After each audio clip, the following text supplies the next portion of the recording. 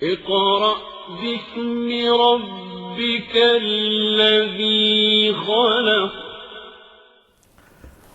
نحمده ونصلي على رسوله الكريم.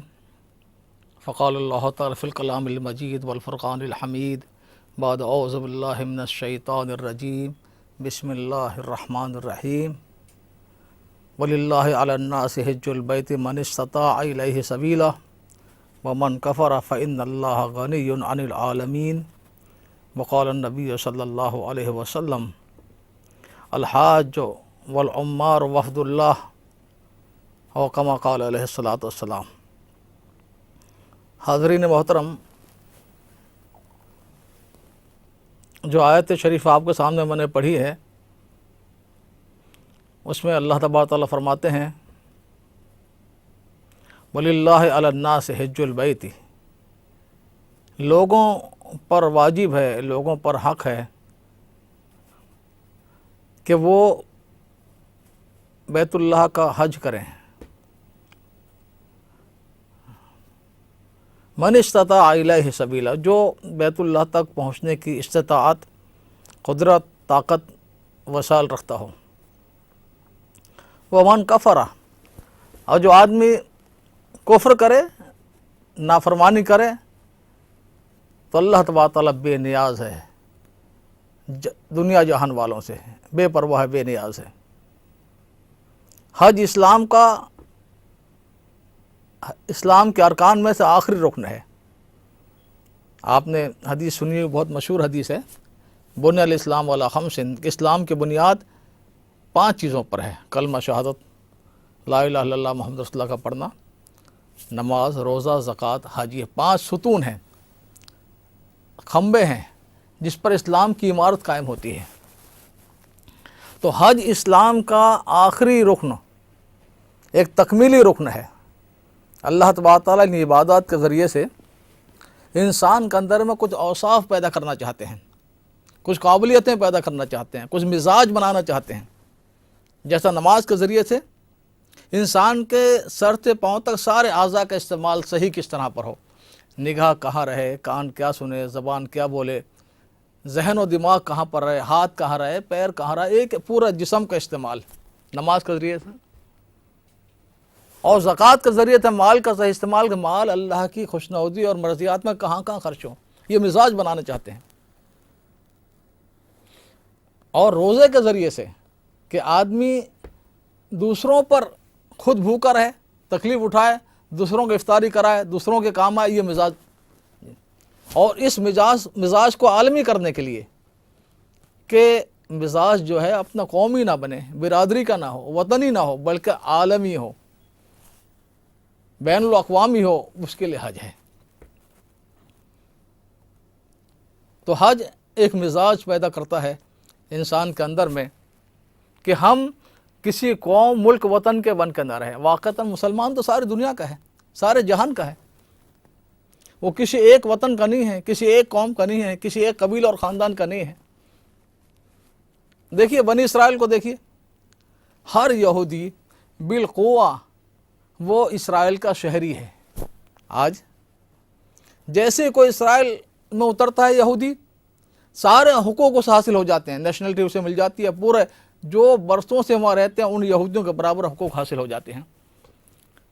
تو ہر یہودی بالقوہ اسرائیلی شہری ہے. جب بھی قدم اس کا نیچے اسرائیل میں پہنچے گا، جہاز سے قدم نکالے گا باہر، سرزمین پر قدم رکھے گا، وہ اسرائیلی کے سارے شہری ہو جائے گا، پورے حقوق حاصل ہو جائیں گے. یہی حیثیت کسی زمانے میں ایک مسلمان کی تھی کہ مسلمان دنیا میں ہر ملک کا شہری تھا. آج بھی 50 بلکہ 60 مسلم ممالک ہیں. پورا عالم اسلام، افریقہ کا اکثر ممالک، ایشیا کے بہت سارے، یورپ کے. جب مسلمان کسی بھی ملک میں پہنچتا تو وہاں کا شہری بن جاتا، سارے حقوق اس کو حاصل ہو جاتے. یہ اسلام کا مزاج تھا. لیکن آج بدقسمتی سے مغربی طاقتوں نے ہمیں جو ٹکڑے کیا ہے خلافت عثمانی کو توڑنے کے بعد میں، اب ہم جہالت کے طریقوں پر آ گئے. ہم وطنیات کا مرض ہمیں لگ گیا ہر انسان ایک ملک کے لیے بس انسانیت کی فکر نہیں کر سکتا، پورے جہاں کی خرابی کو دور کرنے کے بارے میں سوچ نہیں سکتا۔ بھائی مجھے پاکستانی ہونے پر فخر ہے، مجھے ایرانی ہونے پر فخر ہے، مجھے سعودی ہونے پر فخر ہے، یہ جہالت کی بات ہے۔ سعودی تو ابو جہل ابو لہب مکے کا تھا، تو کسی ملک کا رہنا یہ انسان کے لیے وجہ افتخار نہیں بن سکتا۔ اس کے اعمال اور کیریکٹر کردار کا اچھا ہونا یہ انسان کے لیے عزت کا باعث ہے۔ تو حج ایک عالمی مزاج پیدا کرتا ہے۔ دیکھیے اللہ تبارک تعالیٰ کی دو شانیں ہیں، ایک تو شان اللہ کی ہے کہ احکم الحاکمین ہے، ساری کائنات کا شہنشاہ ہے، وہی اصل ہے حکم دینے والا، اور ایک اللہ کی شان یہ ہے کہ محبوب حقیقی ہے، تمام وہ صفات جس کی وجہ سے کسی سے محبت کی جاتی ہے بدرجہ اتم پوری صفات اللہ کے نزدیک جمع ہے، اللہ کے اندر میں جمع ہے، اللہ کی ذات میں جمع ہے۔ تو نماز ہے اور زکوٰۃ ہے، یہ اللہ کا حکم الحاکمین شہنشاہ عالم اس کا اظہار ہے کہ ہم اللہ کے عاجز بندے ہیں، اللہ کے سامنے ایک بندگی اور عاجزی کے ساتھ حاضر ہوتے ہیں، اس کے احکامات کو بجا لاتے ہیں۔ لیکن قرآن نے کہا والذین آمنوا اشد حبا للہ، کہ اہل ایمان اللہ سے بہت شدید محبت رکھتے ہیں۔ اللہ محبوب حقیقی بھی ہے، اور واقعتاً اگر کوئی محبوب ہے ایک مومن کا تو وہ اللہ ہی ہے۔ تو محبت کا اظہار، عشق و محبت، تعلق، والہانہ تعلق، اس کے لیے ایک تو روزہ ہے کہ محبوب کے اشارے پر کھانا پینا چھوڑ دیا، اعتکاف میں اس کے در پر پڑ گئے کہ اپنے محبوب کے در سے نہیں اٹھیں گے، بس دھونی جما لی بیٹھ گئے۔ تو رمضان کی جتنی عبادات ہیں وہ محبت کا اظہار کرتی ہیں، عشق و محبت اللہ سے۔ اور حج تو آخری درجے کی محبت، کہ ایک دیوانے کی طرح پر کپڑے اتار دیے، دو چادریں پہن لیں، وہ چادریں جو میدان حشر کی بھی یاد دلاتی ہیں اور کفن کی بھی یاد دلاتی ہیں، اور میلا کچیلا ہے، بال نہیں ترشواتا، ناخن نہیں کاٹ رہا، میل کو دور نہیں کر رہا، کنگھی نہیں کر رہا، خوشبو نہیں لگا رہا، سلے ہوئے کپڑے نہیں پہن رہا، ایک دیوانہ بن کے اللہ کی محبت میں۔ تو حضرت ابراہیم علیہ السلام کا جو جذبہ عاشقانہ تھا، جو اللہ کے خلیل تھے، اللہ کی محبت کا جو کیفیات اور جذبہ، اس کو پیدا کرنے کا نام حج ہے، کہ انسان کچھ دن ایسے گزارے کہ سوائے محبت کے کوئی چیز اس کے سامنے نہ ہو۔ اقبال نے کہا بہتر ہے دل کے ساتھ رہے پاسبان عقل، لیکن کبھی کبھی اسے تنہا بھی چھوڑ دے۔ کبھی آدمی دیوانہ اور مجنون بننے کو جی چاہتا ہے، وہ کنکر اٹھا کے مار رہا اس کو جو راستے میں مارا محبوب کے، اللہ کے گھر کے اپنے محبوب کے چکر لگا رہا ہے، دیوان وار بوسہ دے رہا اس کے کونے میں جو پتھر رکھا ہوا ہے حجر اسود، اس کو بکھرے بال ہے، پریشان حال ہے، محبوب کو آواز دے رہا ہے لبیک اللہم لبیک لبیک لا شریک لک لبیک ان الحمد والنعمت لک والملک لا شریک لک، ایک ہی زبان ہے جی۔ تو حج جو ہے اللہ کے عشق و محبت کے اظہار ہے، خدا کی یاد میں دیوانہ بن جانے کا نام ہے۔ تو اسلام کا یہ تکمیلی رکن ہے حج، اور یہ ایک مومن کو ایک پیغام دیتا ہے کہ ہمیں اللہ کی محبت سب پر غالب کر لینی چاہیے۔ اللہ کی محبت میں سب دوسرے درجے پر آ جائے، تیسرے درجے پر آ جائے، ہیچ ہو جائے، بے حیثیت ہو جائے۔ تو یہ جو میں نے آیت آپ کے سامنے پڑھی تھی، اللہ تبارک تعالیٰ فرماتے ہیں للہ، اللہ کے لیے حج کرنا واجب ہے لوگوں پر، کس پر؟ جو وہاں پہنچنے کی استطاعت اور طاقت رکھتا ہوں۔ استطاعت کیا ہے؟ بخاری شریف کی حدیث سے فرمایا رسول اللہ صلی اللہ علیہ وسلم نے الزاد والراحلہ تبلغہ الی البیت اللہ، کہ آپ کے پاس راستے کا سفر کا سامان ہو، کھانا پینا یا روپیہ پیسہ جس سے کھانا پینا خریدا جاتا ہے، اور سواری ہو جو بیت اللہ تک پہنچا دے۔ فقہاء نے یہ فرمایا کہ اس میں یہ بھی داخل ہے کہ جن کا تکفل جن کی کفالت تمہارے ذمہ ہے، یعنی بچوں کی، بیوی کی، بوڑھے ماں باپ کی، جن کی ذمہ داری تم پر ہے، ان کا بھی انتظام کرنے کا انتظام ہو اس کے پاس، کہ حج سے آ جائے، جب تک وہ اس کی غیر موجودگی میں اس کے بیوی بچے، اس کے بوڑھے ماں باپ یا اس کے متعلقین جس کی ذمہ داری شریعت نے اس پر ڈالی ہے، وہ بے وسائل نہ ہو، پریشان نہ ہو، ان کی ضرورات کا بھی انتظام ہو۔ صحیح روایت سے پتہ چلتا ہے کہ حضور اکرم صلی اللہ علیہ وسلم نے، حالانکہ فتح مکہ 8 ہجری میں ہو گیا تھا، پہلا حج 9 ہجری میں ہوا، اس میں حضور اکرم صلی اللہ علیہ وسلم نے صدیق اکبر رضی اللہ تعالیٰ عنہ کو امیر الحج بنا کر بھیجا، اور چند ضروری اعلانات فرما دیے کہ آئندہ سال کوئی مشرک، کوئی کافر حج کو نہ آئے، اور جہلانہ طریقے سے کوئی بھی نہ آئے۔ جہلانہ طریقے تھے، غفلت کے ساتھ، جہالتوں کے ساتھ ننگے ہو کر طواف کرتے تھے کہ یہ ان کپڑوں میں ہم گناہ کرتے ہیں تو اللہ کے سامنے یہ کپڑے پہن کے کیسے جائیں، ایسی دلیلیں جہلانہ۔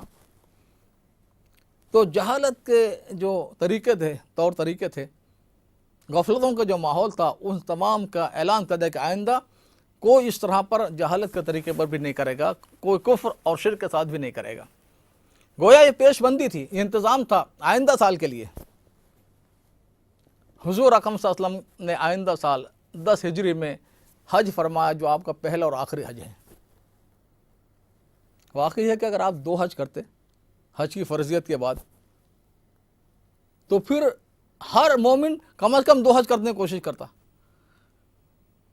ابھی لوگوں کا نمبر لگنا مشکل ہو رہا تعداد آبادی کے اعتبار سے، تو اگر 2 فرض آدمی سمجھ لیتا اپنے اوپر تو اور بھی مشکلات پیش آتی۔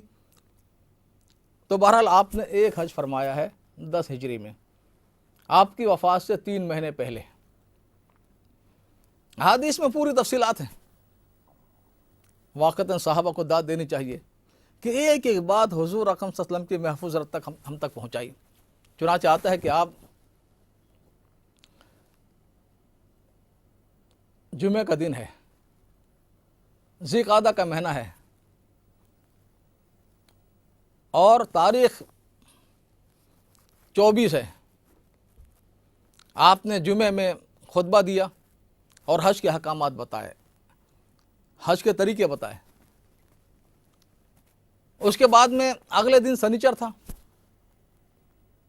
اس دن آپ ظہر کی نماز پڑھ کے قافلے کے ساتھ نکلے۔ آپ نے اعلان عام فرما دیا تھا، بہت ہی اہتمام سے ہر جگہ حج کا، تاکہ زیادہ سے زیادہ لوگ آئیں اور حج سیکھیں، آپ سے حج کا طریقہ معلوم کریں۔ خذوا منی مناسککم، مجھ سے اپنے حج کے اعمال اور طریقے سیکھ لو۔